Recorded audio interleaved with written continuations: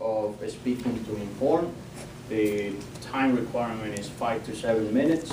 And some of the things that we need to be on the look for is the speaker needs to present an informative speech. Information should be presented in an interesting manner with clear organization, and the speaker should support the facts or points with statistics, quotes, or experts' opinions. The title of his speech today is Easy as Pie, and the contents of his speech might be of commodious or not, but have to do with measurements and all of that, and at the end the product I think is something that we all like. So with that, I welcome Jesse to the podium. Thank you, fellow Toastmasters. I don't know who coined the phrase easy as pie, but they were either being facetious or they had never made a pie before, because making pie is not that easy. But I'm going to talk about something today that is easy to make, and as Luis said, it's something that most of us here enjoy, and that's beer. And beer is something that is incredibly easy to make. Really, beer only has 4 ingredients. Pie, you have sugar, flour, all the whatever you're going to put in it, the filling. And if you get something wrong in that sequence or in your combinations, your pie is not going to taste good. But with beer, you really can't mess it up. It's pretty easy to make. And if you're going to make pie, you need all kinds of different tools. You need rolling pins, and you need special mats to roll out the dough, and you need special cutters to make it look nice, unless you just want a glob of fruit-filled dough. But with beer, you need really simple tools, and most people have these in their kitchen. You need a pot. You need some kind of fermenter, which could just be a food-grade bucket. It could be the old gallon jug of wine that you have laying around. You need a thermometer, which everyone should have in their kitchen, and a spoon, a funnel, and if you want to get a little fancy, you can get what's called an airlock. For a couple dollars, you can buy a little thing, and I'll explain what that does in a little bit. So, to make beer, the first step, well, there's 3 steps to make beer. You have to get a kit, you have to follow the recipe, and then you have to sit back and let it go. And so I'm going to describe how those work now. So to start, you need to get a kit. And it's really easy to get a beer kit if you want to start out. There are homebrew supply stores all over. I don't know if there's one in Jackson, but There is. There is. Cork and cap. Cork and cap. You can go over to Ann Arbor. There's Adventures in Home Brewing. You can go on Amazon and buy a beer kit. You can go to some other different websites that offer kits. So you order the kit, or you go to Cork and Cap and pick it up. And inside the kit, there should be a recipe. And that's really all you need. So the second step is to follow the recipe. So you get out your pot, you heat up some water, and you just follow the easy steps. If you go really simple and do an extract brew, all you will get in the kit is a jar of barley malt extract and possibly a big bag full of grains. It's like a giant tea bag.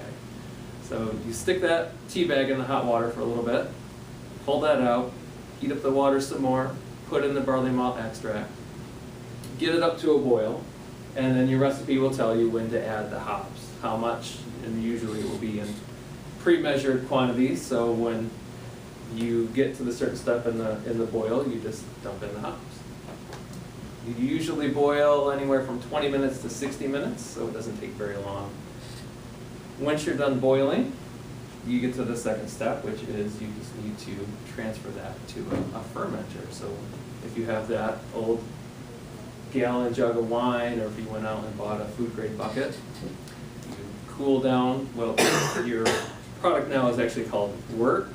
It's spelled W-O-R-T. It's probably an old English throwback. I don't know why they spell things the way they do, but there's lots of interesting terms in brewing that you'll look at and say, why did they call it that? But it's fun nonetheless to make some beer. So you cool down the wort, transfer it to your fermenter. Now you want to make sure that your fermenter is commodious enough, because once you add the yeast, things will get a little active. And if your fermenter is too small, you're going to have a big mess on your hands. So you want to make sure You have plenty of room in that fermenter to hold your wort as it becomes beer after you got yeast to it. So, 3 easy steps. That's all you have to do, and you have one of America's favorite beverages. You have beer. So instead of saying something is easy, easy as pie, I think we should all start saying it's easy as beer. And people would actually get it, like, yeah, beer's easy, I can do that. Pie, it's not so easy.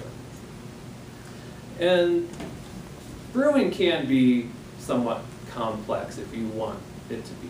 So the next step from doing an extract brew, which is really simple, is to go to an all-grain method, where you actually take the barley and extract the sugars from it, and then you can start the process along the same lines. And even that process of extracting the sugars, there's many different ways you can do it. So not only is it something easy and fun to do at home, but it's also, if you have the culinary, you like to experiment in culinary things, you can get really inventive with beer. You can try making it with different things. You can add fruit to it. You can, I heard one brewer in Norway, I believe, used, instead of water, he used birch sap to make his beer. So you can do all different sorts of things to make it your own. It's a fun hobby to have. So it's not easy as pie, it's easy as beer.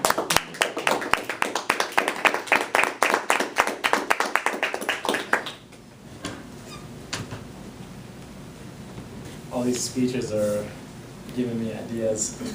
I wish when I was in college, before I could legally buy beer, I had known about these processes. It would have saved a lot of time. So we're going to come up to our table topics, and it looks like Bridget is going to introduce our table topics today.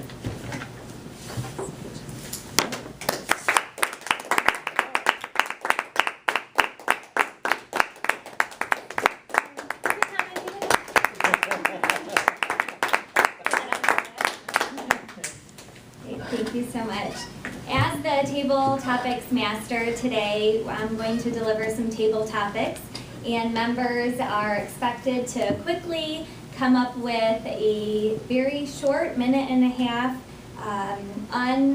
hopefully it'll be organized but not practiced speech to express their thoughts in an impromptu setting.